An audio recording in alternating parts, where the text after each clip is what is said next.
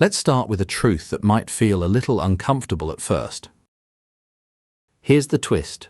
The more analytical, conscientious, and fair-minded you are, the easier it is to get pulled into certain kinds of workplace manipulation. Yep, I know. This is the exact opposite of what you've always heard. You've been told intelligence protects you, education protects you, and self-awareness protects you. You've been told that if you know the red flags, you'll spot them instantly when they show up. Intelligence doesn't shield you from manipulation. In many cases, it's the exact pathway manipulation uses to get in. Here's why this happens. Real, sophisticated workplace manipulation usually doesn't go after your weak spots first. It goes after your strengths. It uses your fairness because fair-minded people genuinely try to hear both sides. It uses your conscientiousness because conscientious people keep asking, have I done enough? And it uses your intellectual rigor because rigorous thinkers are always willing to consider that they might be wrong. It targets the things you are proud of. Sophisticated manipulation weaponizes your virtues against you. And here is what makes it so devastatingly effective. Because it works through your strengths, it feels, from the inside, like you. It feels like your own thinking, your own conclusions, your own carefully reasoned decision to give this person another chance, to take accountability for the misunderstanding, to not make a scene, to be the bigger person, to stay calm, to be professional. You believe that you have arrived at these conclusions through your own rational process. You have not. You have been walked there. I have spent years inside organizations as an HR strategist, as a consultant, as someone who has sat with some of the most capable, high-functioning professionals I have ever met while they described situations that had been quietly eroding their confidence, their position, and their sense of reality, sometimes for years before they understood what was actually happening to them. And the most consistent thing I observed across all of those conversations was this. The people most confused by what was happening to them were almost always the most intelligent people in the room. Not because they were naive, but because they were applying the tools of rational analysis to a situation that was not operating on rational terms. They were trying to solve a logic problem, and the person on the other side of that problem was not playing by the rules of logic. Today, we are going to change that. We are going to name the specific manipulation tactics most commonly deployed in professional environments, with precision, with the psychology behind them, and with the exact cognitive mechanisms through which they work on smart people in particular. And then we are going to talk about how to stop it. Not theoretically, specifically. Welcome to the Evolved Humans for learning more about HR strategies and self-awareness as a leader. This is the video I wish someone had made 20 years ago. Let's get into it. How smart people get manipulated at work, and how to stop it. Before we name the tactics, we need a clear definition. Because the word manipulation gets used so loosely, applied to everything from aggressive negotiation to simple persuasion, that it has lost some of its precision. And precision is what we need today.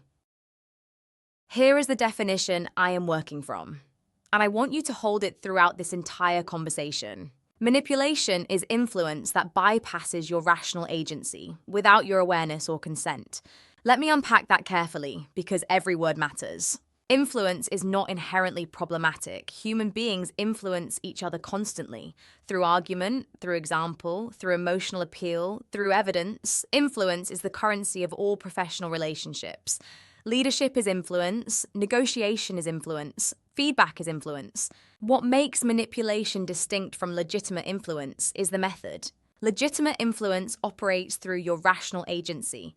It gives you information, argument, or evidence, and allows your thinking mind to evaluate it and arrive at a conclusion.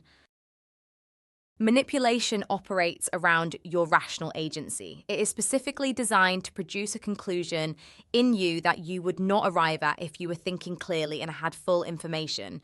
It works by exploiting cognitive biases, emotional vulnerabilities, social pressures, and psychological needs that operate below the threshold of conscious awareness. Legitimate influence. Here is why I think this is right. Manipulation. Here is how I make you feel like you already agreed. And crucially, it works without your awareness. This is the feature that makes it so difficult to defend against. If you knew you were being manipulated, if you could feel it happening, label it clearly, and name it in the moment, it would lose almost all of its power immediately. The manipulation works precisely because it presents itself as something else, as a reasonable conversation, as genuine feedback, as your own thinking, as a legitimate request, as a management decision, as your fault. One more critical distinction before we get into the tactics. There is a spectrum of workplace manipulation. At one end, there are behaviors that are unconscious. People who have learned manipulative patterns as their default mode of getting needs met, often since childhood, and who are not deliberately strategizing. Their impact is real, but their intent in a specific transactional sense is not consciously calculated. At the other end, there are people who manipulate with full, deliberate awareness, who read the room, identify the vulnerability, select the tactic, and execute it with precision. These cases are less common but significantly more damaging. In practice, most workplace manipulation sits somewhere in between. And for our purposes today, the distinction matters less than you might think. Because your nervous system, your confidence, your reputation, and your career are affected equally regardless of whether the person doing it is conscious of it or not. Whether intentional or patterned, the impact on you is the same. And so is the response. What matters is that you can recognize it, name it, and respond from clarity rather than confusion. Let's talk about how it works. The first tactic is one you have almost certainly heard of. But I suspect that what you know about it is incomplete, because in popular usage, gaslighting has become a word applied to almost any disagreement or denial, which has diluted its actual meaning and made it harder to recognize when it is genuinely happening to you.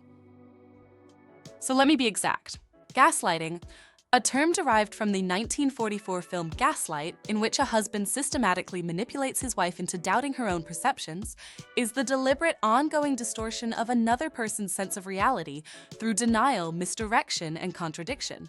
Gaslighting, the systematic distortion of another person's perception of reality. In a workplace context, it is rarely as dramatic as the film suggests. It is almost always quieter, more gradual, more plausibly deniable. It looks like this. You leave a meeting with a clear understanding of what was decided. At the next meeting, that decision is described differently. And when you raise it, you are told that your recollection is incorrect. That is not what happened. That is not what was said. Perhaps you misunderstood. Perhaps you need to listen more carefully. You raise a concern about how a project is being managed. The response is not to engage with the concern. The response is to question your judgment in raising it. I'm a little surprised you're seeing it that way. No one else on the team has flagged this. I wonder if something else is going on for you. Your concern has been dissolved, not addressed, dissolved. And in its place, a subtle question has been planted about your reliability as an observer of your own professional environment. You experience behavior from a colleague or manager that feels consistently and unmistakably wrong, dismissive, undermining, inappropriate. And when you finally name it, carefully, professionally, with specificity, you are told, you're being very sensitive. That was never my intention. You're reading into things. You've always struggled with this kind of feedback. Gaslighting doesn't argue with your complaint. It argues with your capacity to make a complaint accurately. Do you feel the difference? Addressing a complaint says, here is why your concern is incorrect or misplaced. Gaslighting says, the problem is not what you're pointing at. The problem is your pointing finger. It redirects the conversation from the issue to your perception of the issue, from what happened to whether you can be trusted to accurately perceive what happened. And once that question is planted, once you begin to doubt your own observations, the manipulator has achieved something extraordinary. They have made you responsible for managing the doubt. You start doing their work for them inside your own head. Once you doubt your own perception, you become the enforcer of your own confusion. Here is why gaslighting is particularly effective on intelligent, conscientious people. Because intelligent, conscientious people genuinely are willing to consider the possibility that they got something wrong. They have intellectual humility. They do not dismiss alternative interpretations reflexively. They actually sit with the question, could I be misremembering? Could I be projecting? Could I be overreacting? These are the qualities of a mature, self-aware professional, and they are precisely the qualities that a gaslighter exploits. Your intellectual humility is being used as a weapon against your own clarity.